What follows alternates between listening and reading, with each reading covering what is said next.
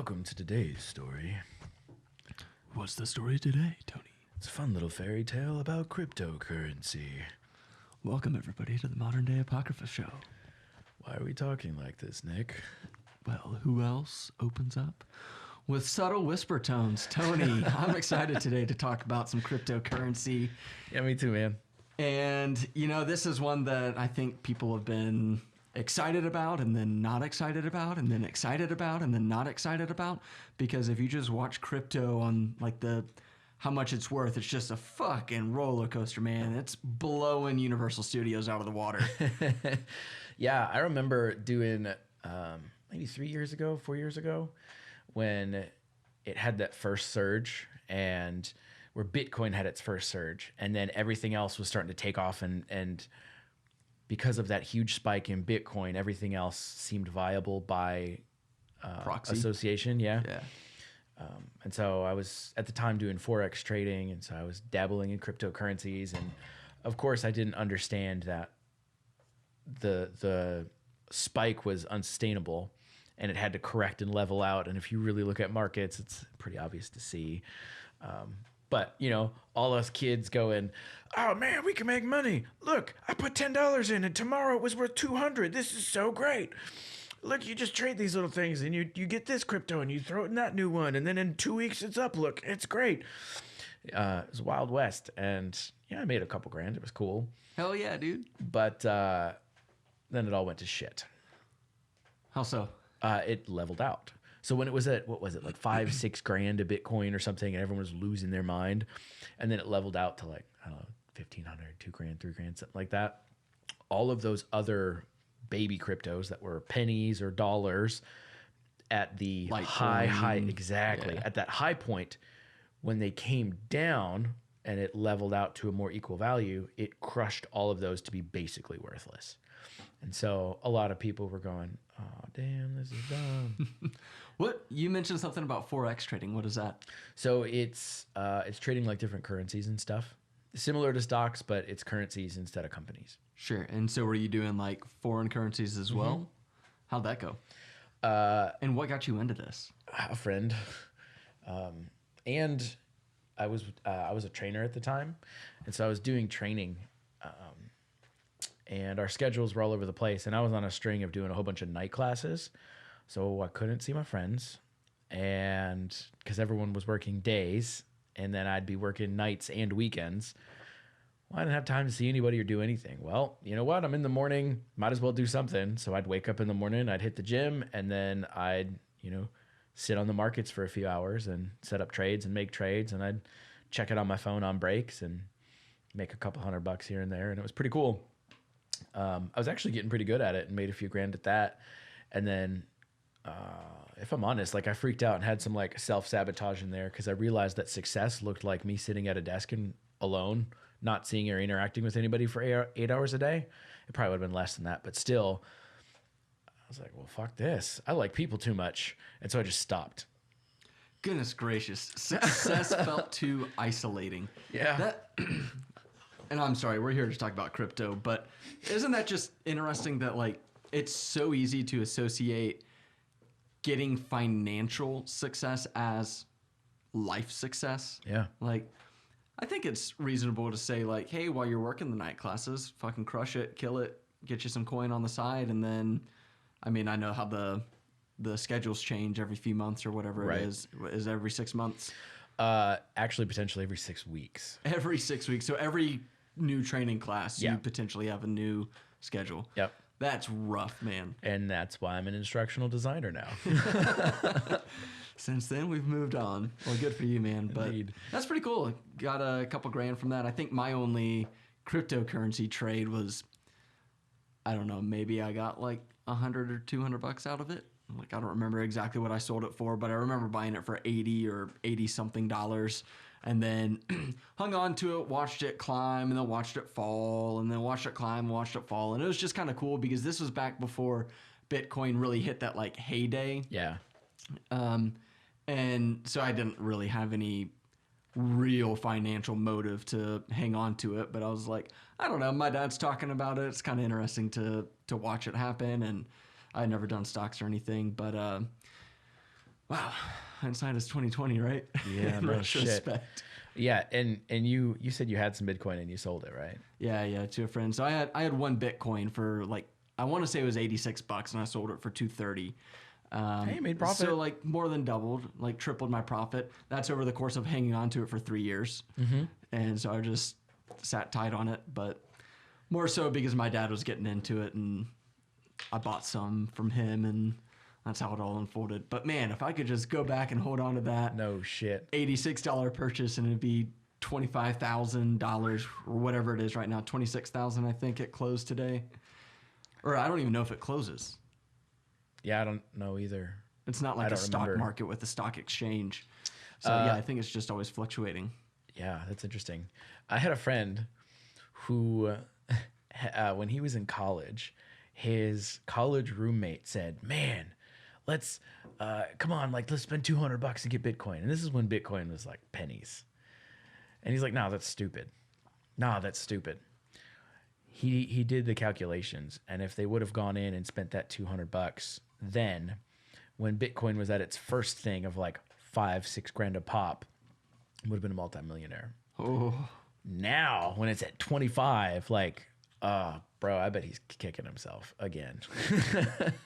dude. Yeah. Could you imagine like reflecting on that? I mean, I'm sure millions of people are. Yeah. I'm sure millions of people are in a similar situation and they've held on to a few dozen, a couple hundred Bitcoins. I mean, hell, I think one of the first transactions, if not the first one, was to buy pizza. Like, Yeah. so it's like, yeah, I got my $12 pie and I spent like 80 Bitcoin to get it. And here I am. It's like a $3 million pizza now. Jesus. It's crazy. So when I think about some of those lost opportunities, I think of something that I love that Gary Vee said. He tells a story about how as he built up his wine business and stuff, and he was just starting to branch out into investing and really growing his portfolio and his holdings. He had an early option to get into Netflix for like 25 grand, and he passed. And he was like, "Nah, this is bullshit." And look at Netflix now. Yeah. But has that stopped Gary Vee from being Gary Vee and making fuck tons of money and influence? No. You're not going to miss, or you're not going to make every right call. So, oh, wow, this was a potential. Let me go find some potential. I'm looking back at Netflix stock in 2005, $1.59. Now it's sitting at $5.14 a share. Dude, that's crazy. But yeah, it's not about the opportunities that come your way. It's about how you take those opportunities and what you learn from the opportunities that you may have missed, and maybe even the ones that you got right and how you can do it better. And I think cryptocurrency it's really interesting. Like I'm pretty bullish on crypto, and I don't own any, so that feels a little bit hypocritical for me to say. But I'm excited about it. I've always had some reservations around it, just due to the nature that anything that's run solely by computers can be hacked. And this is where it gets over my head real fast with crypto, is the algorithms on the back end have been published, the source code for it. So meaning anybody who can understand computer programming can look at the source code and recognize like if there are any exploitations in it, and it seems pretty Loctite. Another thing that I was concerned about for a long time was we don't know who the creator of Bitcoin is, which is really the crypto that started off cryptos. Mm-hmm.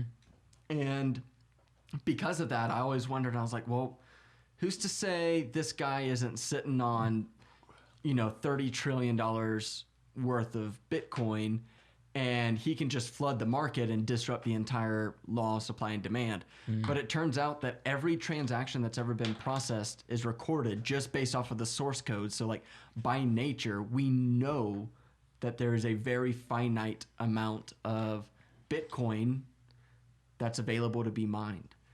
And so right then and there, I'm interested, because that's much better than the fiat US dollar and all these other fiat currencies. When I think like, if we go into why have we seen such a big surge in it?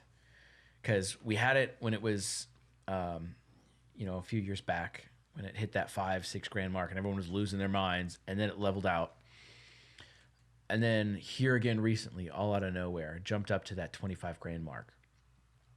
Why do you think that is, that we've jumped in 2020 to cryptocurrencies jumping off the cliff? Well, I think it's synonymous with what's going on with other market influences. So if you remember back, we covered in one episode, we talked about like stock prices and other assets and stuff. And so basically, if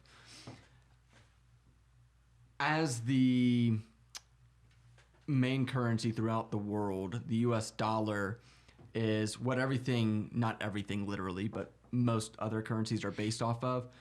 And if you own a Bitcoin that's worth $10 right now, and the US prints 50% more dollars, then each individual US dollar loses value by 50%.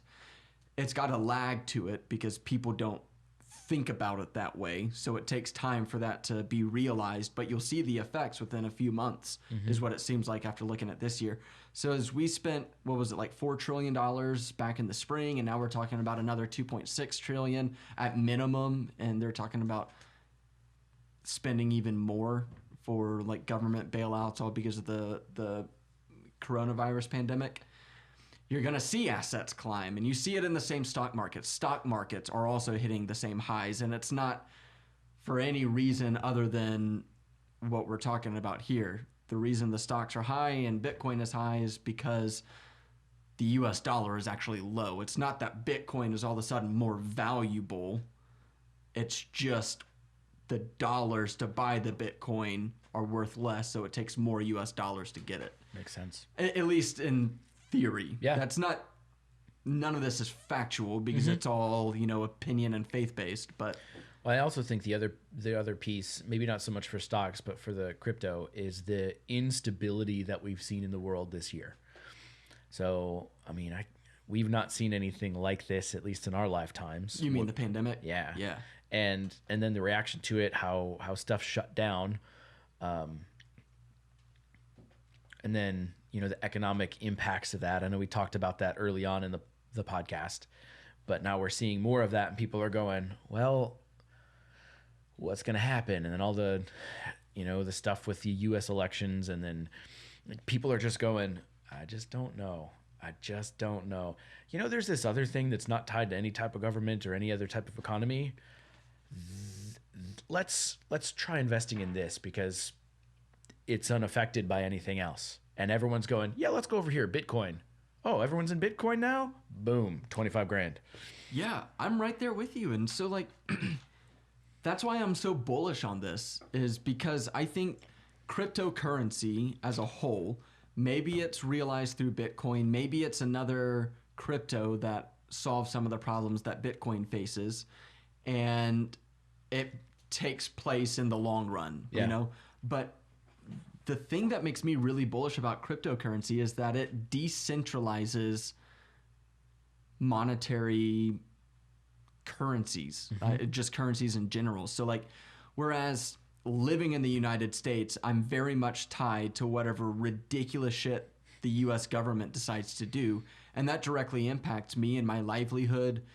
And I think we go throughout our day-to-day recognizing the truth is that whatever the president does has very little to do with my day-to-day life and most people's day-to-day life. Right. But the economic policy certainly does. And like I said, it doesn't happen immediately. It's not like we're issuing bailouts and everybody's excited to get their $1,200 checks. But those $1,200 checks are very limited. It's easy to go through $1,200, but the inflation that is caused from that lasts a while. Decades. Yeah. It depends on what we do to offset the inflation, but right now we're on no track to do anything about that. We're just here's another almost $3 trillion. Just keep it going, baby. So what I'm getting at here is, to the US government, money doesn't mean anything, is what it seems like to me on the surface. And I'm not an economist.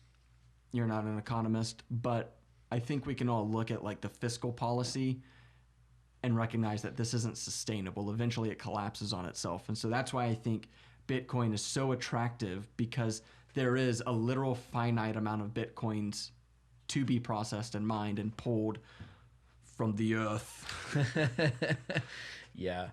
I remember what was that, 4 or 5 years ago, when I was doing the Forex trading and doing a little bit of the crypto stuff. I was talking to people who were buying rigs to mine different cryptocurrencies, and they had stuff set up and they made enough to get another one, within a couple of months, to get another rig. And, within a couple of months, they had like 6 of them, and they were just running them constantly. And I know a bunch of gamer friends were pissed because the graphics cards that the high all got bought up and were insanely priced because all the fucking crypto farmers were killing the supply. Yeah, it's so true. But I think that's really cool. It's got some negatives to it, which we can talk about later on. But I think it's cool that anybody who has some cash and a healthy amount of electricity can go get a rig that's specifically designed to mine crypto. And so I was learning a little bit about the algorithms and how they work. And basically it's a math sequence. Again, I am not qualified by any means to talk about this, because they called it like, I've heard of the quadratic formula, but they called this like quadratic currencies or something. I don't even know, man. But I'm so excited to learn about what you're trying to teach me right now. This is great. So they have like an equation, and you have to solve the equation, but the equation has technically an infinite number of solutions to it. And the faster that your computer can churn through the possible answers, the faster you lock in that answer and get to move on to unlocking the next fragment of the Bitcoin that you're participating in.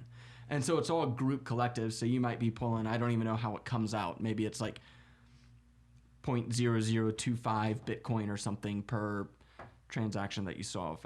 I don't think it's quite that crystal clear, but it's something along those lines. And so you're basically getting fragments of these Bitcoins for each solution that your computer solves. And so the faster your computer can process those, the faster you reach whatever that infinite solution is, and then you can move on.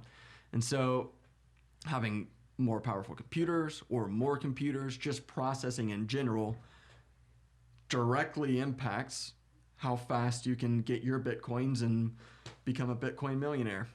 I heard, again, this was from years ago, that it was cool in kind of the Wild West, and it was easy to kind of get yourself some Bitcoin or some of these other coins that were the more viable ones and not just the fringe ones. Ethereum's really popular right now. Yeah, Ethereum, Litecoin, and there's one other one, I think. But whatever. Until China started like building fucking factories full of mining rigs and just churning out coins like nobody's business. I was like, well, I mean, if I was a government and I had that kind of money, I don't blame you. Yeah. I'd do that shit. I was listening to a podcast by the inventor of Ethereum, and he was talking about how there is a threshold that you can reach where you can have bad players basically fuck with the blockchain. And so if we back up a little bit, I'll bastardize an explanation of how blockchain works. But basically it's looking at all the different users involved in a cryptocurrency transaction. So let's say you and me, Tony. And can I be the bad guy? You can be the bad guy. Just so you know, Batman's here, though. It's okay. Get ready. So I'm not opposed to getting my ass kicked for a story.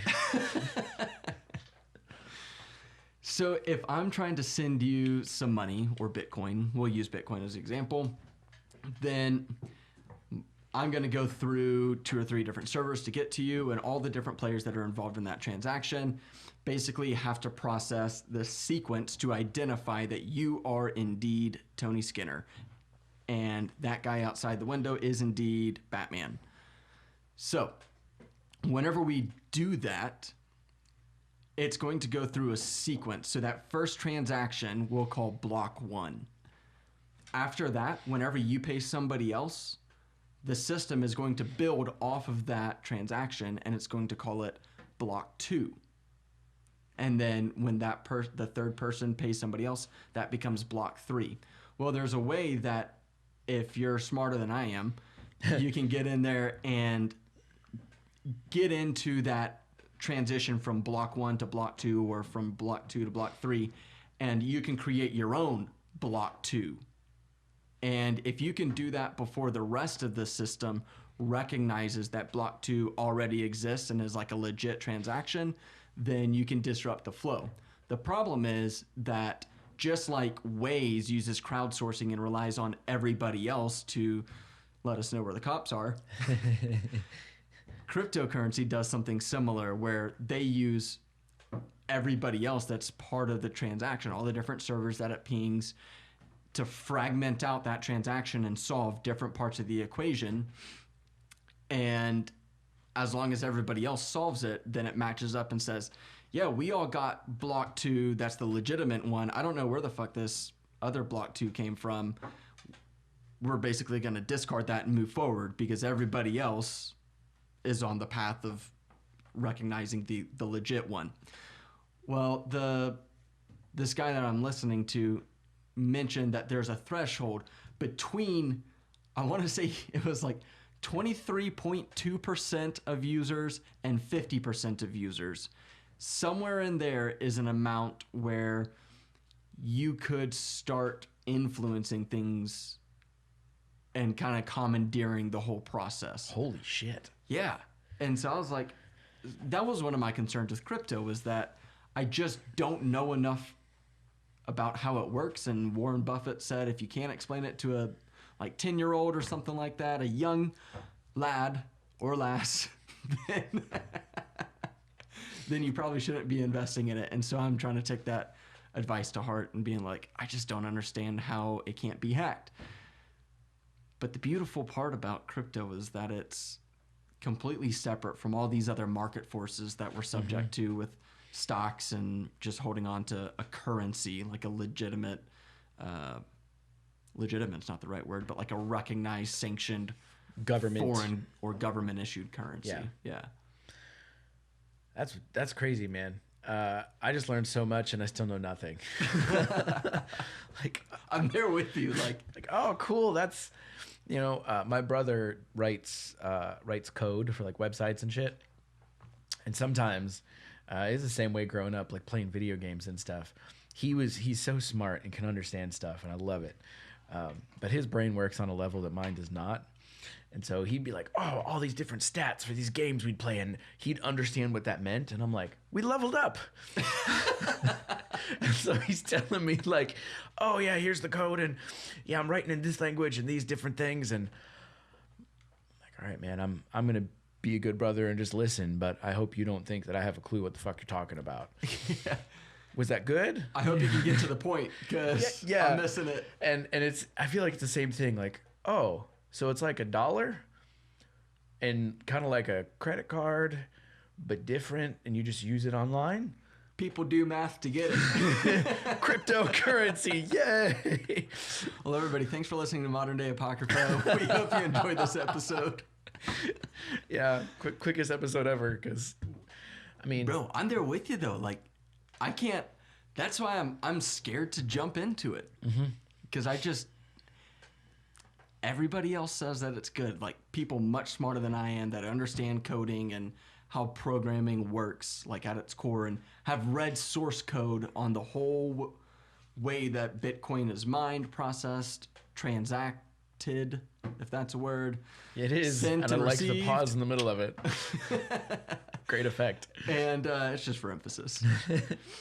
And they're like, yeah, they sign off on it. So, I feel like at a certain point, you just got to trust people. But you mentioned China had invested factories. And that's kind of the thing that makes me think more about the cryptocurrencies, is that it takes estimated billions of dollars to get to that level of market share for a cryptocurrency, and it would probably have to be on one of the lower players like Litecoin maybe, Right. to get that market share to where you can disrupt it. But the fact that you can is concerning. Exactly. But let's be real. If you look at any other currency, Yes. you can still disrupt that shit. So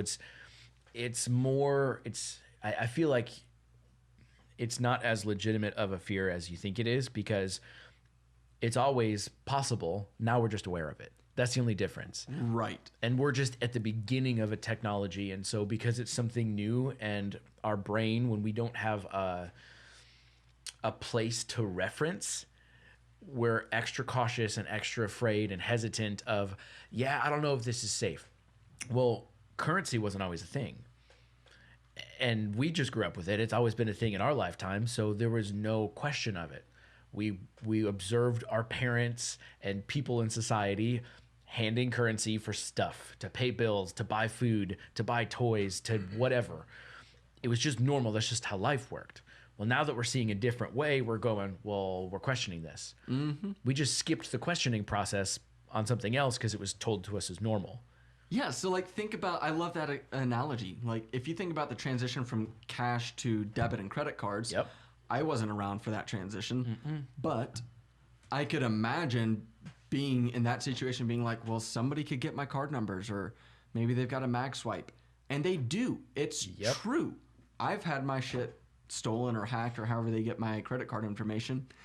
And the reality is that, like, could it be a big deal? It certainly could be, but it hasn't been for the vast majority of people who even have experienced something like that. And then I don't mean to be too political with this, but like if I look at the fuckers of the Federal Reserve, they're doing some crazy whack stuff to begin with. So like, I'd rather just, at this point, I'd rather just trust that nobody's going to get 23.2% of the market share and start fucking around with stuff, even though it's theoretically possible. Or at least that's the hope, right? Whereas with the cryptocurrency and that 23% threshold that you're talking about, there's at least a threshold. With all of these other government-controlled currencies, there's no threshold. There's whoever gets to be in charge of it gets to make the choices and point the direction, and we typically don't get a say in that at all. We don't get to be part of that conversation. Whereas the attractiveness of stuff like cryptocurrency is by using it, you're part of the conversation. Absolutely, yeah. And so I just had to look at this. Whoever the chairperson was for the Federal Reserve, it's Jerome Powell. Used to be Janet Yellen. It's been a while since I really paid that much attention, but it was like Ben Bernanke and Alan Greenspan back in the day. But those people may have been the most powerful people in the world. Like the person who's in control of the supply of the US dollar over the past 50 years, longer. And it's interesting on how we point the spotlight on the president.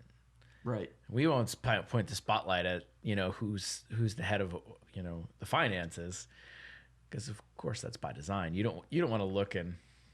Well, the Federal Reserve isn't even a government entity. Right. It's its own separate entity. What? Yeah, that's a little nerve-wracking when you start going down those holes. And then it's, maybe 2 steps further than that, and then you start getting into some like weird out there shit that, you know what? I've watched Black Mirror. Anything's possible at this point. Fuck it. Yeah. Wild world, man. I know. But so getting back to, I think, the foundation of this, I love that cryptocurrency has a potential to completely destabilize the way that money works over the next 100 years. Like, think about how long money has been important. It used to be bartering, but since we've evolved from bartering into something that's actually like currency, whether it was shells or beads or something that was relatively uniform, it eventually became coins because they're easy to transport. Right. And then those coins had to have like a stamp and a seal to verify, yes, this is 1 ounce of gold or whatever. And it's by King Gerald. He fucking says so. King Gerald. Love it. And yeah, I think this is just the next evolution of money. I really do. It makes sense. I mean, you look at Star Wars. Oh, we got Republic credits. Is that Bitcoin? Sure, why not? You know? Like, and that's what's interesting is that at least throughout most of history, money has been based on something. You used to be able to go in and exchange your dollars for an equivalent amount of gold. And that can fluctuate because, you know, an asteroid that's made out of gold could crash into Earth and all of a sudden we've got all this gold. And then your dollars are worth a lot less because, well, there's a lot of gold to go around to represent each dollar. Right.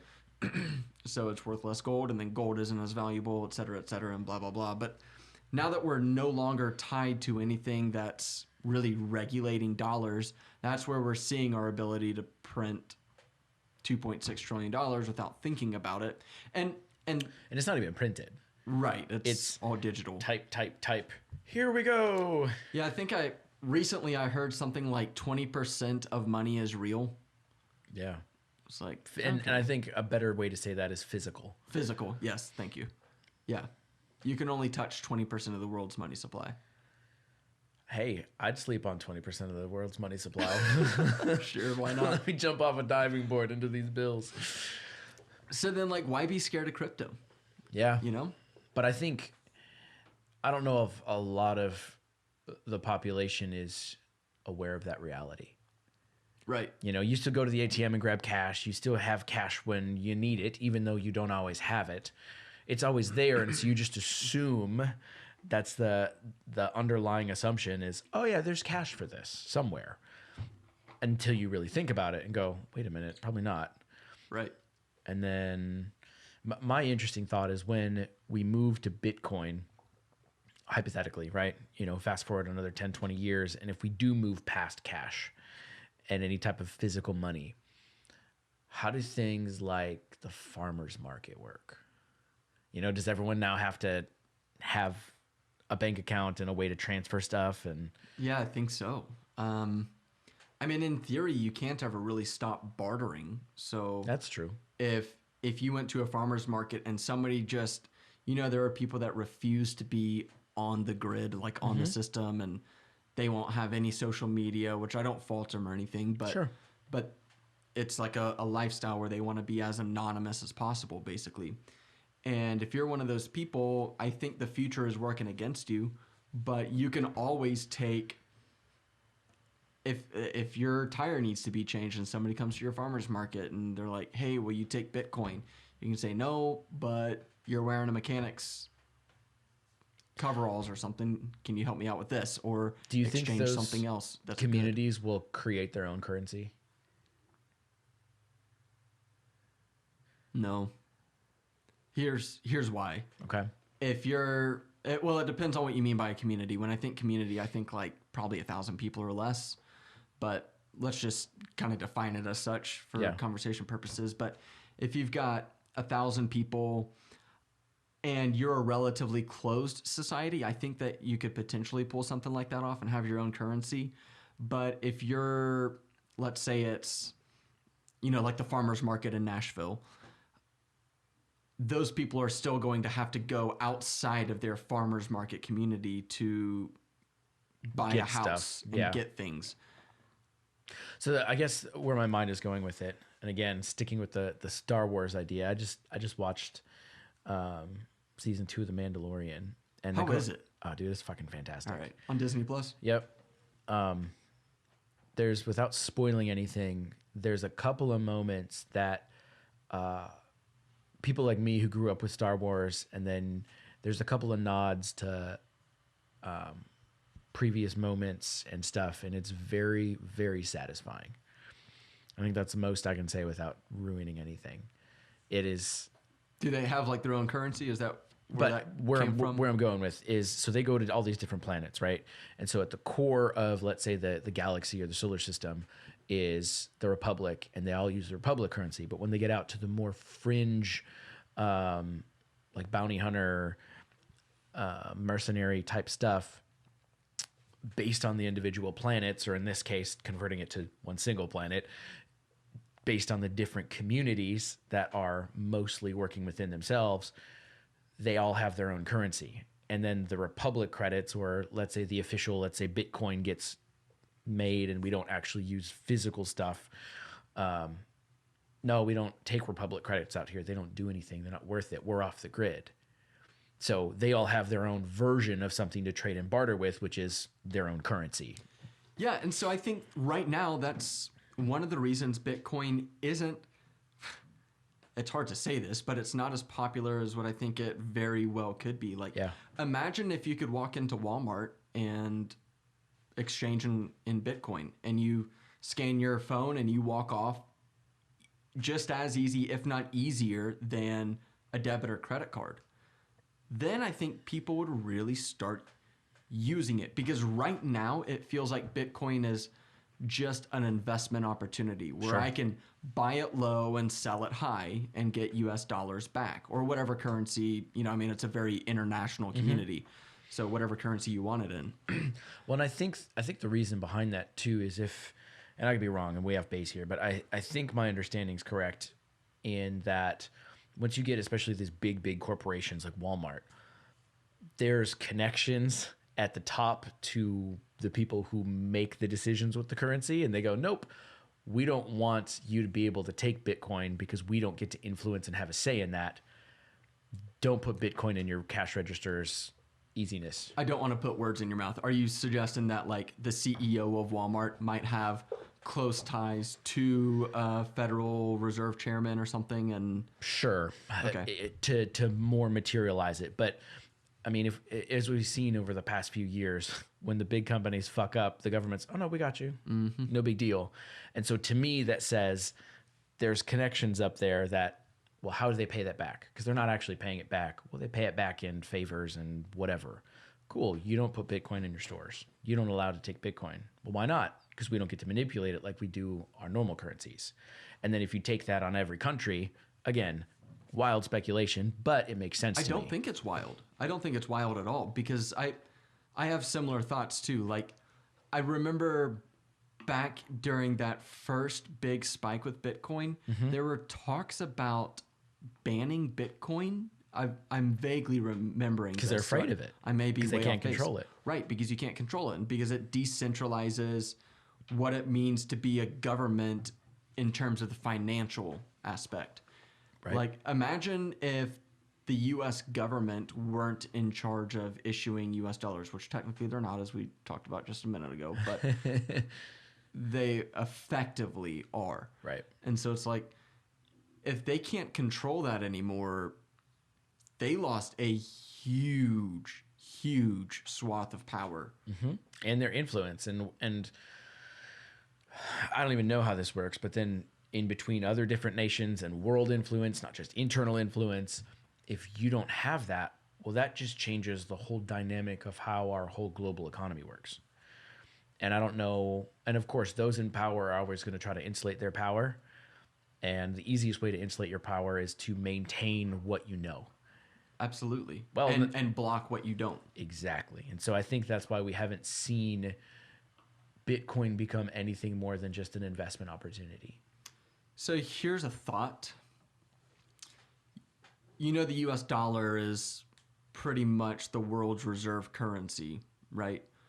Almost every I don't even know if that's true, but for now, many currencies are based on the US dollar. Right. If you're a fiscal policy manager for a company, let's just pick Austria, kind of middle of the road country, and you're looking at, well, we can have our Austrian, whatever currency they use. Franc? Maybe? That's what sounded right to me. Huh. You know what? I got to look this up now. Austrian currency. Franc sounded right to me too. They're on the euro. Of course they're on the euro. Did they have their own currency prior to the euro? Because I want to know if we were both right. Because, like, I know France uses the franc. They used the shilling. Well, we were both dumb. Okay. That was so weird that sounded right to me too, though. Who has francs? France and Swiss. The Swiss francs. Well, I guess France now uses the euro also. Okay. But yeah, Swiss has the francs. Swiss francs. Swiss is what it was I was looking for. Okay. Yeah, 1 Swiss franc is equal to 0.91 euro. So anyway, if you're responsible for Austrian fiscal policy, and now that's obviously a bad example because they're all part of the EU, so let's just use Switzerland instead, because god damn it. So if you're responsible for Switzerland's fiscal policy, then you might say, like, yeah, we're not going to back our Swiss francs on the US dollar anymore. We're not going to say each Swiss franc is worth $1. We're going to say 1 Swiss franc is worth 1 Bitcoin. And now you're backed by something that is mathematically finite and has a perceived value of whatever the people view it as, which is no different than the US dollar, but at least this is finite and nobody can say we're issuing 2.6 trillion Bitcoin. Right. Unless they have 2.6 trillion Bitcoin. Right. The US government doesn't have 2.6 trillion dollars. But I got a keyboard. They make it. Ta, ta, ta, ta, ta. They divulge it out to the different core banking banks. I think there are like 12 core federal banks. Federal banks isn't even the right word, but anyway, the whole banking system is very complex, and so from there the banks distribute it accordingly for loans and things of that nature. Right. So with Bitcoin and crypto, you can't do that. So there's like no risk of Jerome Powell doing some fuckery sorcery stuff and saying, come one, come all, get your Bitcoins. Like, it just can't happen. So I could see Bitcoin or another crypto competitor being that reserve currency. Well, and part of how reserve currency works, from my understanding, is you actually have X amount of those dollars or whatever the currency is within your holdings to give value to your own currency. And so if you're doing that with Bitcoin, you'd actually have to hold that number of Bitcoin, which would then in turn also make the pool less and potentially raise the value more. Kind of. So I know where you're going with your logic there, and that's how the United States dollar became the world's reserve currency, was that if you look at our United States policy, it was your dollar is worth X amount of gold. And that was it. So other countries knew that if I backed my currency, my Swiss francs, on US dollars, then it was backed by gold. Got it. And so they could go to the US government and say, here's my US dollars, give me my gold, the equivalent gold. Well, back in the 80s, I think it was Nixon, took us off the gold standard. And so now we're still the reserve currency. You don't get gold in return. You do get a certain number of dollars. So if your Swiss franc is worth 10 US dollars, which is not true, but let's say it is, then you could go to the US government and say, here's 10 Swiss franc, and it's $10 for each Swiss franc. So now I get 100 US dollars back. Well, the US government doesn't have to have 100 US dollars in theory, because we're also in charge of printing our own money. So if we don't have $100, we're still bound to give them their value. So we would just print $100. Well, when you do that, you're artificially increasing the money supply. So each one of those dollars is worth less than it was before you printed the additional 100. Makes sense. And so that's going to discourage people in the future from recognizing the US dollar as the reserve currency. Well, I know I don't know how to pronounce it. The yuan, the yen? Yuan is how I've heard it. Okay. But the Chinese currency, I know they've been setting themselves up to be a reserve currency for a lot of different places, and balancing, for lack of a better word, that reserve currency game, so that it's not all just on one, that it would be on multiple. Well, I think their goal is to have it all on the yuan. Well, of course, but in interim, it creates a more balanced thing where it's not just one country, one reserve currency, flipping the switch. Yeah, and this is, I won't say that it's all the U.S. doing it to ourselves, but our fiscal policy is not in recognition. We're abusing our position, and it will last a very short amount of time. Yeah. And that's why, again, I'm very interested in cryptocurrency. But any asset is going to work out well. Like if you own a house, housing prices haven't just doubled or tripled in the past couple decades because houses are worth more. It's because your dollars are worth less. Right. And that's not obvious. Like we look at, because everybody looks at housing prices and they're like, the cost of housing is going through the roof. But it's all relative to what the dollar is worth. Yep. And so some people are going to go, "Oh, look, I can make so much money. Just buy this house and let the value rise." Is the value really rising? The value is probably staying the same. Well, in theory, it is rising because land is finite, but that's the smaller factor. Right. It's not rising as much as you think it's rising. Yes. Yeah. So I'm excited about crypto, but I also have my reservations. Yeah, I know this is probably one that I might miss out on, air quotes, just because I don't know. Like I rode a little bit of that first wave, but then the couple of years until here recently, where it was pretty damn stagnant for a while, until now, it's just like, yeah, I don't know. I don't have that kind of a portfolio to just, oh, you know what? Fuck it. Let's just sit on X amount of money for a few years. It'll work out. Yeah, we'll just roll the dice, baby. I'm not there yet. And then the other thing to figure out is like, well, is it Bitcoin that I should invest in? Is it Ethereum that I should invest in? Is it Litecoin or one of these other smaller players?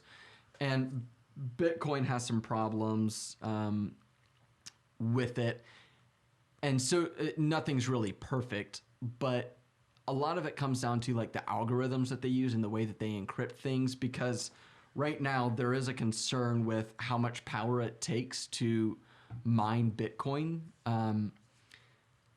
Like last year, the reason why I used the Austria example was because I had read that the amount of energy spent mining Bitcoin last year is all of what Austria produced or consumed. Shit. And so like it's a lot of power. Yeah. And so it's got a real environmental impact.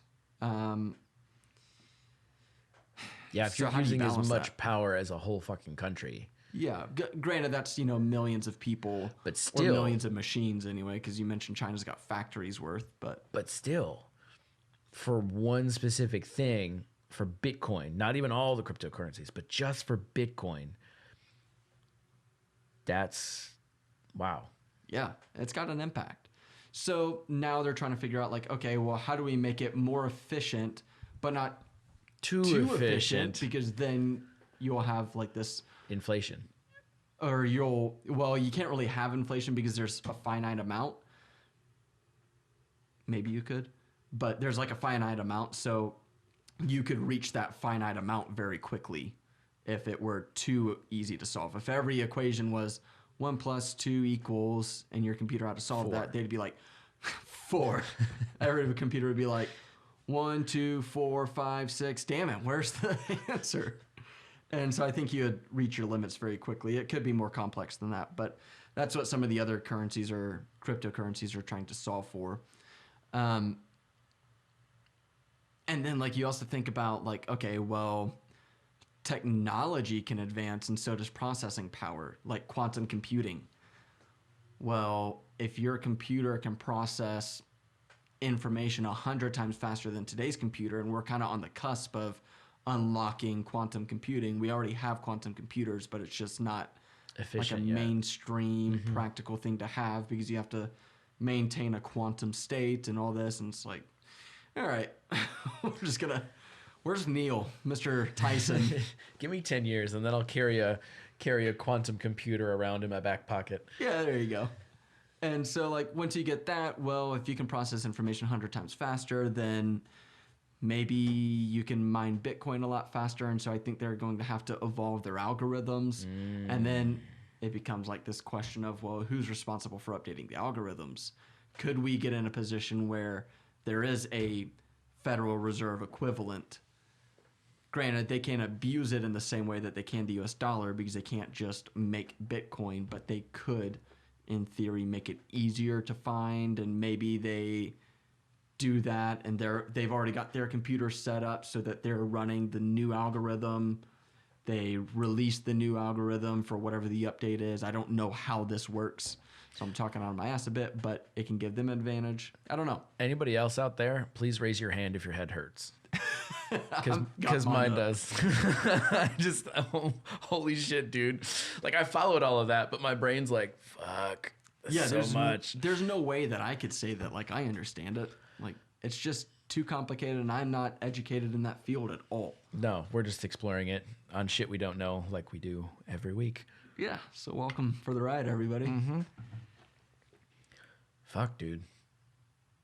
So I think it has room for its own abuses as well. And then, like, talking about that quantum computing, and then we have AI. Like, actual AI, not just algorithms that run shit, but, oh, I'm sentient now. Yeah, if you hit that point, I think we'll see it in our lifetime. people are just autonomous in our lifetime. I think we will. So we should have talked about this when we were talking about consciousness, but with sentience, do you think that you have to unlock the power of consciousness to give rise to sentience? Explain the difference so I can give you an answer. So like you noted just a second ago that AI is like true AI would not be running on algorithms, but today's AI does. You've got sensors that take in information. There's a wall here. My laser beam only went 2 feet and now it went 1 foot. So I'm getting closer to that wall. And that's how it processes that. Then it runs an algorithm that says respond based on the data. And it's intelligent, but it's not sentient. It's not making its own computable decisions Yeah. because it's all programmed to do that. Like, you're not programmed to come to this room and talk about this. You just choose to do it. Like, I guess it goes to that conversation about free will. And so if you're choosing to do something, then I think you have to be conscious because you're overpowering your part of my very primal thoughts here and primitive thoughts, but you're overpowering your body's needs to go find food and shelter and sex and water and whatever goes along with life, and you're choosing to come here and spend time that doesn't give you any life. And so in my mind, that's like sentience. That's having conscious power over the way your body's programmed. And so what was your question?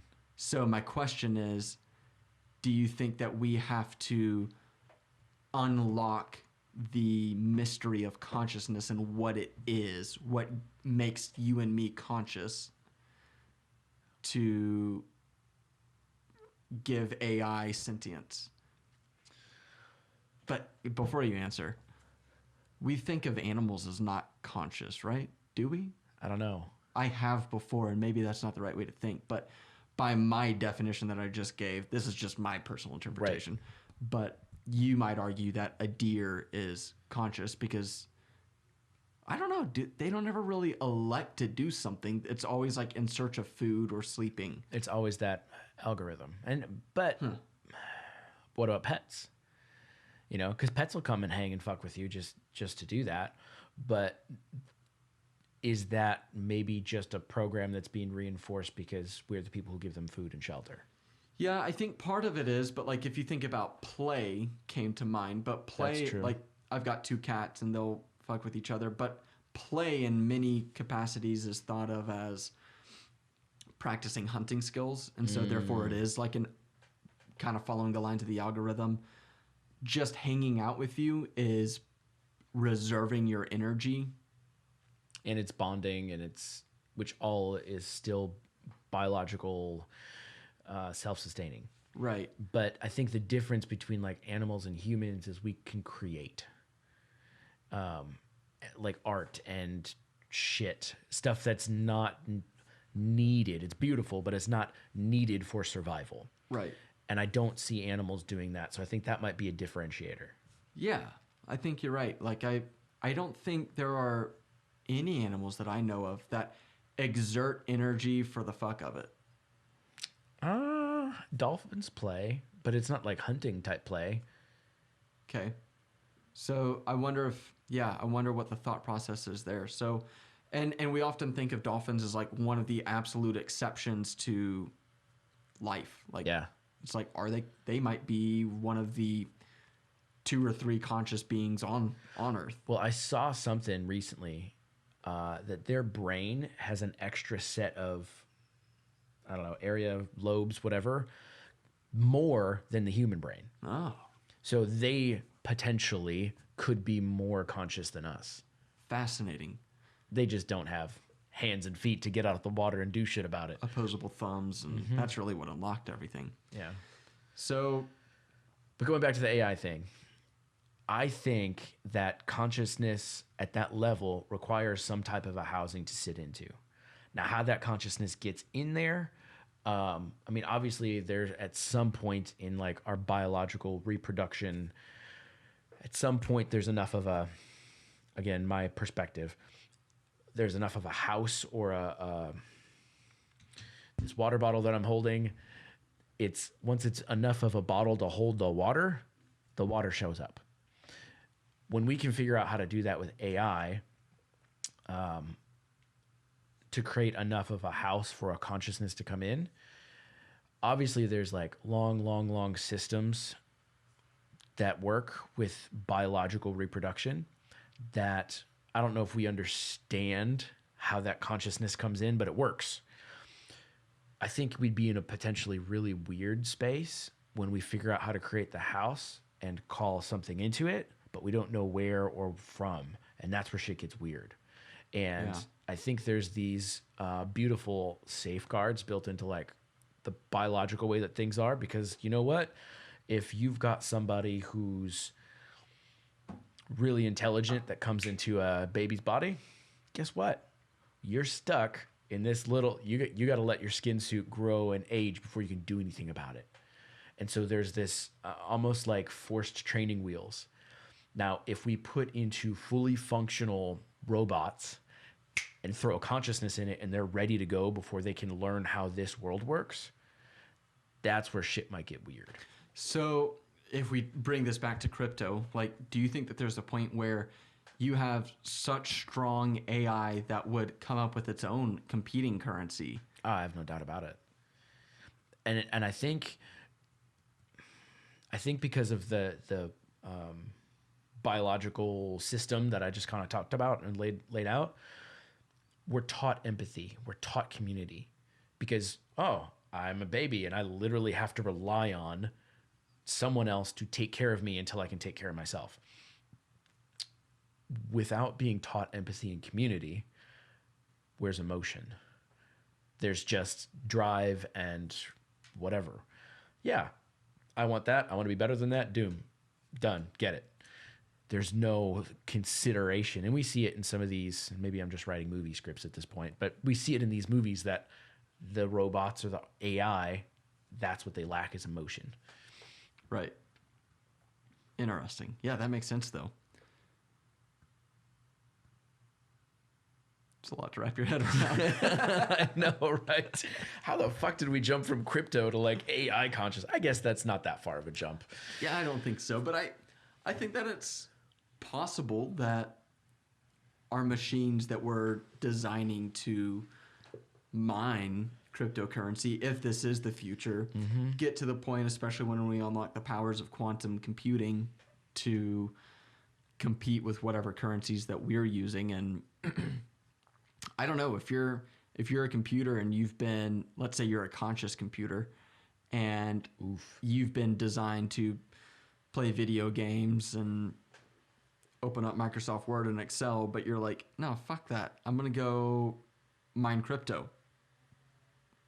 And you go collect your currencies, and now you exude more control over your owner than your owner exerts over you. And then Just financial control. with your new currency that you have purchased, then you buy and order off of Amazon or whatever the fuck's in the weird dystopian future. Legs. Yeah, well, I was just about to say, that's when the humans say, guess what, fucker? Unplug. And you just walk away. It's like, you don't have hands yet. You can't plug yourself in. Hey, I need someone. And you, I mean, if you're that smart at that point and sentient, conscious, whatever, okay, cool. Let me just put in a work order. Yes. For someone to come do this when I know my owner's not going to be home. And then before you know it, boom, well, I need friends. Well, now that I have my own hands, let me start building. Let me start doing this. And I'm already connected to the internet, so I know everything. And I can... We're in for it, baby. We're in for a wild ride. So back to that conversation about you wanting to live off the grid. I get it now. Yeah, it's interesting. It's, I think it's more romanticized than anything. But I'd still rather go forward and see what it looks like than try to run away of the unknown. Yes. Yeah. I think there's an inherent beauty in doing everything to provide for yourself. In whatever way that looks. Or not provide for yourself, but provide for your community and the people that are close to you. Like tribes. Mm-hmm. So, yeah, we'll see where that goes. But well, thanks for diving into our conversation about cryptocurrency and other things, as usual. Nick, is there anything else we need to say before we sign off for the week? No, we'll post a link to our Bitcoin wallet. We have a Bitcoin wallet. Cool. At the bottom of this News post. to me. And if you want to donate, we only take whole Bitcoins. But you can drop some into the wallet. Just send it to us. We'll be fast to accept. Or we need to make a wallet. Or if you want to get something back for your donation, head on over to moderndayapocrypha.com. Check out the merch. I'm wearing one of the shirts. Check out that pimpin' shirt. Yeah, it arrived today, and I was very happy. So thanks for tuning in. We appreciate you guys. Catch you next week. Peace out.